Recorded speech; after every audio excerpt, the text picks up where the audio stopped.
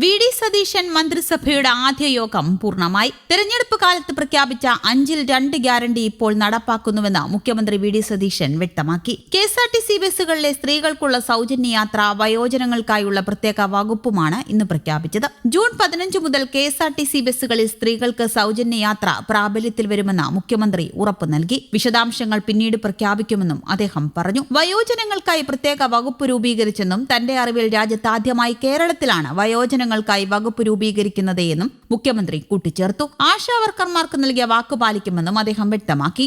ആശമാരുടെ honorarium കൂട്ടാൻ തീരുമാനിച്ചെന്നും 3000 രൂപയുടെ വർധനവായിരിക്കും ഉണ്ടാവുകയെന്നും VD. Satheesan പറഞ്ഞു. വിരമിക്കൽ ആനുകൂല്യം സംബന്ധിച്ച് അടുത്ത 1 മാസത്തിനുള്ളിൽ തീരുമാനിക്കുമെന്നും വാക്കു പാലിക്കുമെന്നും മുഖ്യമന്ത്രി പറഞ്ഞു. ആദ്യഘട്ടത്തിൽ 3000 രൂപയാണ് വർദ്ധിപ്പിക്കുന്നത്. ഇതോടെ ആശമാരുടെ ഓണറേറിയം 12000 രൂപയാകും. അങ്കണവാടി ജീവനക്കാരെ പരിഗണിക്കും. 1000 രൂപ വർദ്ധിപ്പിക്കും. പാചക തൊഴിലാളികളുടെ വേതനം 1000 രൂപ വർദ്ധിപ്പിക്കും. പ്രീ പ്രൈമറി ടീച്ചർമാർ, ആയമാർ എന്നിവരുടെ ഓണറേറിയം 1000 രൂപയായും വർദ്ധിപ്പിക്കും. ഓണറേറിയം 21,000 രൂപയായി വർദ്ധിപ്പിക്കുകയും വിരമിക്കൽ ആനുകൂല്യം 5 ലക്ഷം രൂപ അനുവദിക്കുകയും ചെയ്യണമെന്നാവശ്യപ്പെട്ടാണ് ആശാ വർക്കർമാർ സമരം നടത്തിയത്. UDF അധികാരത്തിലെത്തിയാൽ ആദ്യ മന്ത്രിസഭാ യോഗത്തിൽ തന്നെ ആശാ വർക്കർമാരുടെ ആവശ്യത്തിൽ തീരുമാനമെടുക്കുമെന്ന് അന്ന് സമരവേദിയിൽ സതീശൻ പ്രഖ്യാപിച്ചിരുന്നു. നിയമസഭാ സമ്മേളനം മെയ് 21 നടക്കുമെന്നും വി.ഡി. സതീശൻ കൂട്ടിച്ചേർത്തു. 22 സ്പീക്കർ തെരഞ്ഞെടുപ്പ് നടക്കും. അമ്പലപ്പുഴ നിയുക്ത MLA ജി. സുധാകരനെ പ്രോടൈം സ്പീക്കറാക്കും. അഡ്വക്കേറ്റ് ജനറലായി അഡ്വക്കേറ്റ് ജെയ്ജു ബാബുവിനെയും ടി. അസഫ് അലിയെ ഡയറക്ടർ ജനറൽ ഓഫ് പ്രോസിക്യൂഷനാക്കാനും തീരുമാനിച്ചതായി അദ്ദേഹം പറഞ്ഞു.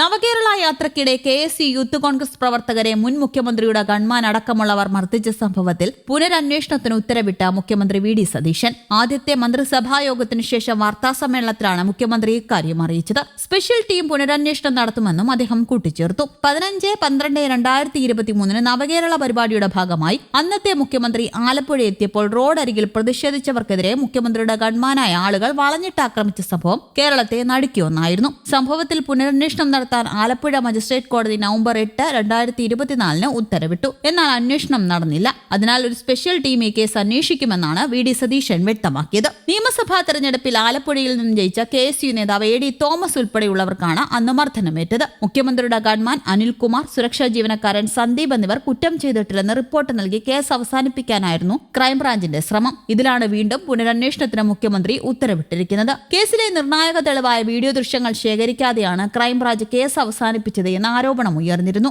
തെളിവായ ദൃശ്യങ്ങൾ നൽകാൻ ശ്രമിച്ചപ്പോഴെല്ലാം ക്രൈംബ്രാഞ്ച് ഡിവൈഎസ്പി ഒഴിഞ്ഞുമാറിയെന്നായിരുന്നു ആക്ഷേപം. മുഖ്യമന്ത്രിക്കൊപ്പം തോക്കുമായി സഞ്ചരിക്കേണ്ട ഗൺമാൻ അകമ്പടി വാഹനത്തിൽ ഒളിപ്പിച്ച വടിയുമായി റോഡിലിറങ്ങി പ്രതിഷേധക്കാരുടെ തല തല്ലി തകർത്തത് പോലീസ് ചട്ടങ്ങൾക്ക് വിരുദ്ധമാണെന്നാണ് വിലയിരുത്തൽ. കണ്ണൂരിലും ആലപ്പുഴയിലും വാഹനത്തിൽ നിന്നിറങ്ങി കേസുകാരെ തല്ലാൻ മുന്നിൽ നിന്നത് ഗൺമാനാണ്. ഇടുക്കിയിൽ പത്ര ഫോട്ടോഗ്രാഫറുടെ കഴുത്തിനു പിടിച്ചിരുന്നു. മുഖ്യമന്ത്രിക്കൊപ്പം സദാസമയവും ഉണ്ടാവുകയെന്നതാണ് ഗൺമാന്റെ ചുമതല. മുഖ്യമന്ത്രിയുടെ വാഹനം കടന്നുപോയി കഴിഞ്ഞ് എസ്കോർട്ട് വാഹനത്തിൽ നിന്നും റോഡിലിറങ്ങി പരാക്രമം കാണിക്കുന്നത് നിയമവിരുദ്ധമാണ്. പോലീസുകാർ സാധാരണ ഉപയോഗിക്കുന്ന ലാത്തിയേക്കാൾ നീളമുള്ളതും കാറിലിരുന്ന് തന്നെ വീശിയടിക്കാൻ കഴിയുന്നതുമായ ഒടിയാത്ത ദണ്ഡാണ് ഗൺമാൻ അന്ന് മർദ്ദനത്തിന് ഉപയോഗിച്ചത്. കൂടാതെ സൗജന്യ യാത്രയുമായി ബന്ധപ്പെട്ട എല്ലാ കാര്യങ്ങളും പിന്നീട് അറിയിക്കുമെന്നും സെക്രട്ടേറിയറ്റിലേക്കുള്ള മാധ്യമങ്ങളുടെ വിലക്ക് പരിശോധിക്കുമെന്നും മുഖ്യമന്ത്രി കൂട്ടിച്ചേർത്തു. നിലവിലെ സാമ്പത്തിക സ്ഥിതിയിൽ ധവളപത്രം ഇറക്കുമെന്നും മുഖ്യമന്ത്രി വ്യക്തമാക്കി. News desk, Kerala Kaumudi.